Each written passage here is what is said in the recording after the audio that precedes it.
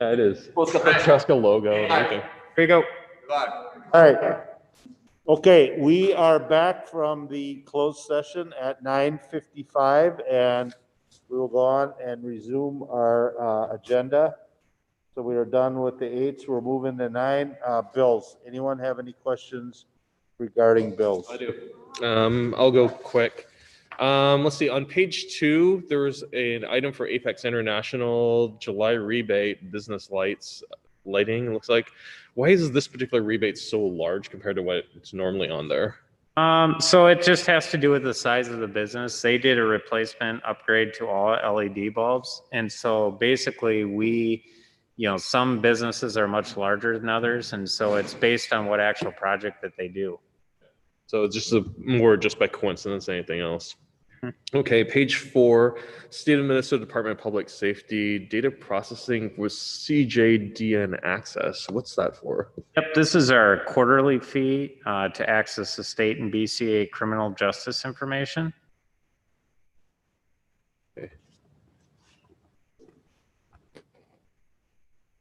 Okay. Okay, page 4, Burnett title. This one talks about a refund for Bluff Creek something, which is cut off there in the listing. So isn't Bluff Creek is in Chanhassen for the most part, so for a tiny little tributary that comes out into Autumn Woods, if I recall. Yeah, so this is one for somebody who Burnett Title sent a check to us for a utility account for somebody who had moved to Chanhassen but lived in Chaska before and had a Chaska address. They had an account with us when they were here, so it matched up. So we actually receipted the check in.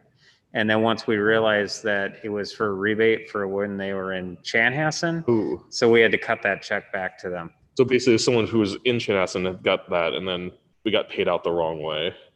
We shouldn't have received the payment period. We got it erroneously from... We got a mistake, and we had to cut a check to them. Gotcha.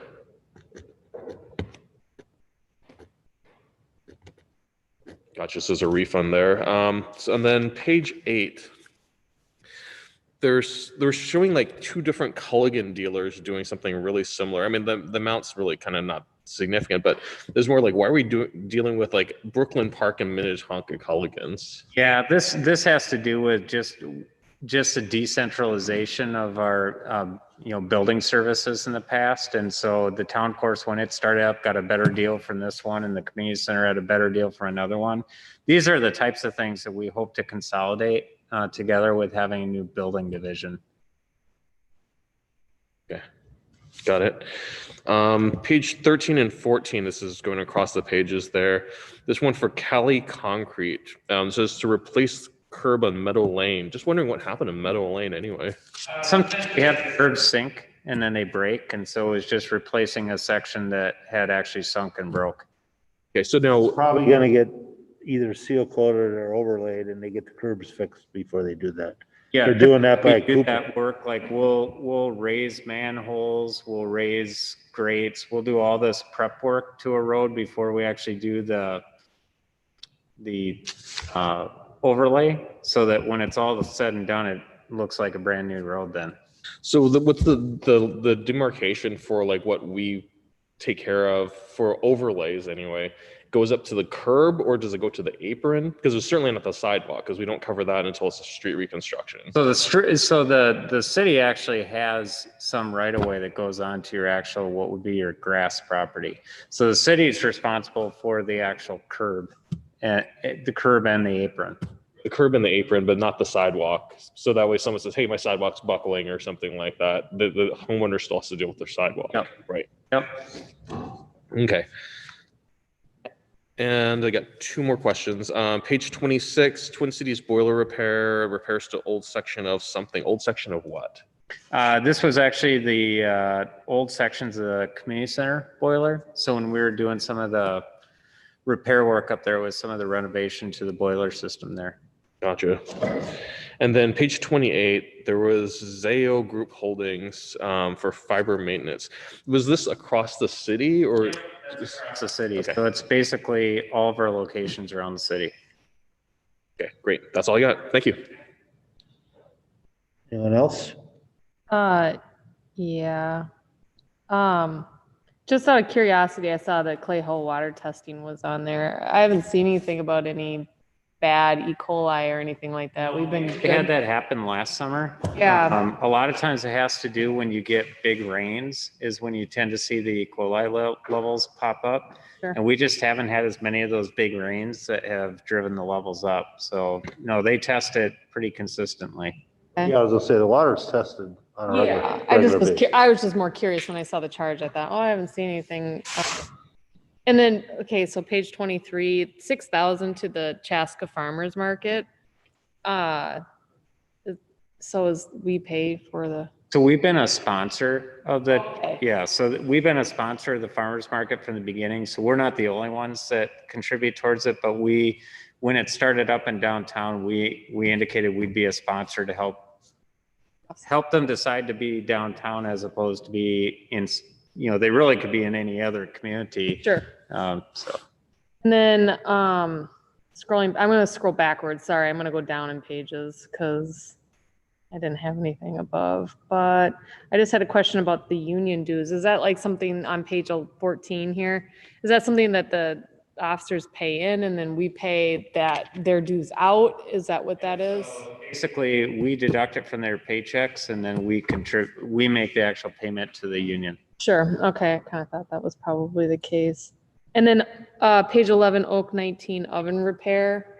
Obviously, I know why, but like, is that part of the leasing agreement that like that we have to cover like repairs to the We own restaurant? that equipment. Okay. Yep. So ultimately, that equipment's ours to maintain. The advantage of that is if they ever went away, we could have something to be able to start something right away. Sure. Okay. Just was curious about that. And that's it for me. Anyone else? All right, I'd entertain a motion to pay the bills. So moved. Motion by Councilmember Wong, And second by Councilmember Hubbard to pay the bills. Discussion? Hearing none. Nate, you want me to call or you want to call? Okay, You sure? Councilmember Hatfield, yes. Councilmember Hubbard, Yes. Councilmember Wong, Aye. Councilmember Grau, yes. Mayor Winchell. Yes. All right, moves us into other business. Councilmember McGraw. Just a couple quick questions. The mailers, I know there was going to be mailers associated with getting feedback with the police. Have those gone out yet, or just curious? I know better than anybody. No, we just finalized the letter, and then we'll get it translated into Somali and also Spanish to send out in all three languages with the questions. So we're hoping by the end of the week, early next week. But I was just curious because I hadn't seen it, but I don't always get the mail, so that might not have been possible. And then I actually just will just reiterate, we're still in a pandemic. I think I've ended every meeting since this that we're still in a pandemic. We should still wear our masks in public and in spaces. I do think it's continuing important to support that and continue to, if we want things to continue to open and be normal, whatever normal means, that we should continue to try to do our part to do that. I also will kind of just, I read something, I'm not going to take credit for it, but I've read something that kind of put perspective as a parent for myself. I think in the next, probably before we meet again, the state of Minnesota will probably be releasing guidelines for school openings and what that looks like. And I will just say that the thing that kind of hit me is as a parent, understand that it's not going to be an easy solution by any school district right now, but I also just realizing that your kids are watching and how you react, and that's how they're going to interpret it too. So you may be have much emotion associated with that, but trying to make sure they understand that what you present to your children, or at least I'll just speak for myself, present to my kids, because that's the perspective that they're going to have, right? If they see you upset and you're frustrated with it, they're hitting that first day of school that same way. So like I said, that wasn't my personal thoughts. I read that somewhere and it really just struck. I just wanted to share that because I do think that's coming up in the next couple of weeks, and there will be a lot of strong opinions both ways. And I don't envy those individuals who have to make that decision, because that is a very tough decision to be made, and we'll see what it is. So just a good reminder for individuals who are thinking about that, and it's a good personal reminder for me, because our kids are a large sense a mirror of ourselves, and so the way we react is how they're going to react that first day and up into that first day of return. So just wanted to say that. That is all I have. Thank you. Councilmember Wong? Only a few things. So Taste of Chaska is August 12th. Is that still on as far as we know? It's not. Okay. I canceled. So that got canceled. Canceled. But October 6th is still on for 19 night. That was the rescheduled date from August, correct? So far. Tentatively. Yeah, technically that is the date. So it's still that to look forward to. I heard that I wasn't in town, but I heard that the fireworks were still a good show for everyone who was able to make it. So that was good to hear. I also heard the community center also reopened too. I haven't had a chance to go there in person, but I heard that, so far the opening has been successful and it's been really very positively received. And I'm also participating in the Metro Cities policy committee workshop for transportation and general government. And I was wondering if anyone else was able to join one of the Metro Cities policy workshops. Yeah, affordable housing. Okay, good. So it's nice to hear that, because I know that for our areas, like it's just, at least the transportation and general government, it's the only ones around for us are like myself from Chaska, Waconia city manager. And I don't think there's, I think Shakopee and a couple others, but for the most part, Wayzata and Minnetonka are represented, but there's no one from Eden. I don't think there's anyone from Eden Prairie or Chanhassen either. Or I think in the city, there's a city engineer from Victoria was there. So there's not a lot of representation from the Southwest Metro though. So out of the 40 or so people, but just want to let people know that, we're participating in that to try to help formulate policy. Specifically, one of the policies that I'm trying to actually push forward is support for the Southwest Transit remaining autonomous, because there's a lot of, especially now with the pandemic and the funding being pulled, there's a concern that Metro Transit may try to roll in the suburban transit providers such as Southwest Transit, MBTA, Plymouth, and Maple Grove into Metro Transit, and then cut services for us because their focus is really urban providers, and then use that money to focus more on urban services. So we're trying to put language into the policy to hopefully support keeping Southwest Transit independent, because the value we can deliver to our customers here in our part of the metro is really significant, and we can get a lot more bang for the buck by what we're doing here. That's all I've got. I don't have much. I did listen to the meeting on affordable housing with the Beacon Interfaith Housing Collaborative. They have some things, some money in regards with the special session and things like that. So we'll see where that goes, and just kind of where the future goes with some of their proposals. But it was great information. And then also had a constituent, speeding on Bavaria in particular, but I think speeding just all the way around. But I just think sometimes with, some of the construction traffic coming off of 41 with the roundabout, I know that, I think there's still kind of a section of that's kind of closed, right? It's all open now. All open now from 41. So, I just think summer travel, people kind of not really paying attention to speed, slow down. So, and that's all I've got. So member Hatfield. Have we heard any feedback? I know that we don't run the event, but on the farmers market and how that's going? Anything? Getting feedback? No, actually, I haven't heard from them. I can tell you, I've gone past it on the event days, and it seems like there's people going to it. So I think for being sort of a scaled down thing, my perception is it seemed like there was a decent amount of traffic going to it. And then the only other thing I had was that the primary is coming up on August 11th, and early voting has already started, and vote by mail. So Judges? We still have 9 half-day people we could use. 9? Yeah, or 4 full-day people. Yeah, so we're in the problem isn't solved yet, but we are in a position where if the election were today and we had to go forward with the people we would have enough to staff. It would just be thinner than we'd want it to be. For party balance, the need is really independents and Republican judges to try and have the right party balance that we seek. So that's where we stand. And filing for city council positions opens on July 28th, so. You see me camped out. That's all I have. All right, July 28th is so then it goes to the 11th, all right. All right, Kevin, anything? Luke? Nate?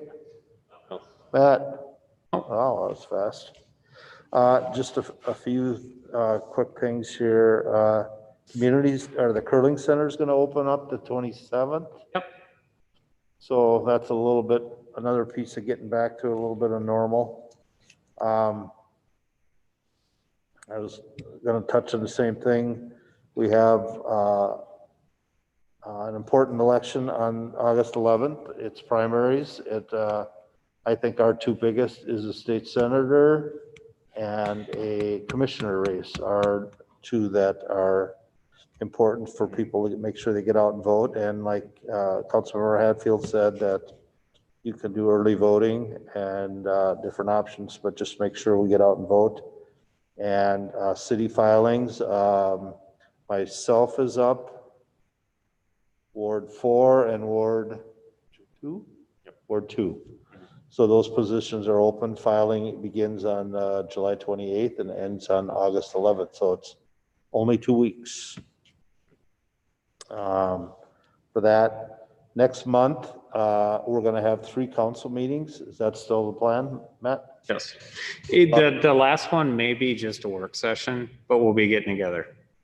All right. So we'll have meetings on the 3rd, the 17th, and possibly the 31st. If nothing else, it'll be a work session. Let me see. Yeah, if we're actually going to not do one of them, it wouldn't be the 31st. The 31st, we definitely want to have it at least for a work session. If we were going to skip any meeting, it'd probably be one of the other 2 meetings. Okay. Well, the 3rd's coming fast, so. All right. I said the 3rd is coming fast. Yeah. So, all right.